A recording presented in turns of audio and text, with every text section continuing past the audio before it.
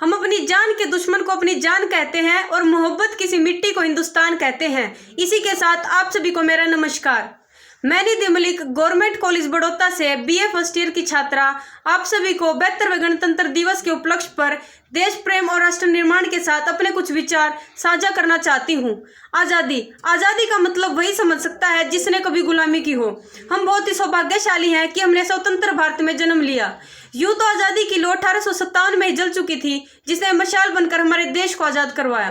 कुछ उदाहरणों से आपको बताना चाहूंगी कि जब फिरंगियों ने हमारे देश को घेर रखा था तो रंग दे बसंती चोला की एक आवाज पर टोलों के टोले उमड़ाते थे। तब लोग मर जाते थे, मिट जाते थे और अपनी देशभक्ति को साबित करते थे, क्योंकि उस समय देशभक्ति की कसौटी हुआ करती थी। उस समय के युद्धों में अपना सुहाग गवा देने वाली औरतें जब घर के हालात ये हो जाया करते थे कि प्यार भी भरपूर गया, मांग का सिंदूर गया, बाप की कमाई गई और भाई की पढ़ाई गई, ऐसा एक विस्फोट हुआ पता ही चला नहीं, पूरे जिस्म की बोटियां ही चली गई, पूरे जिस्म की बोटियां ही चली गई। और आपके लिए तो एक आदमी मरा है साहब, हमारे घर की तो रोटियां ही चली गई, हमारे घर की तो रोटियां ही चली गई।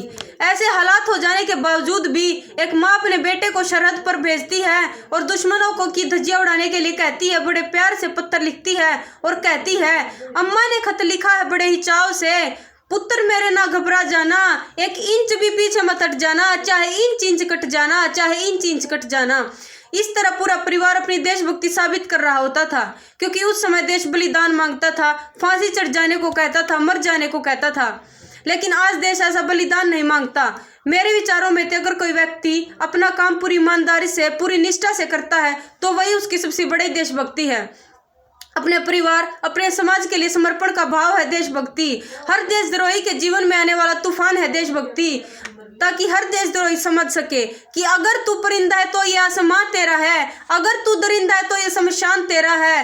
भाईचारे से रहना है तो रह इस जमीन पर, वरना ये कब्र भी तेरी और ये कब्रिस्तान भी तेरा है, ये कब्रिस्तान भी तेरा है। और अंत में मैं बस यही कहना चाहूंगी कि मेरा भारत महान था, महान है और महान रहेगा।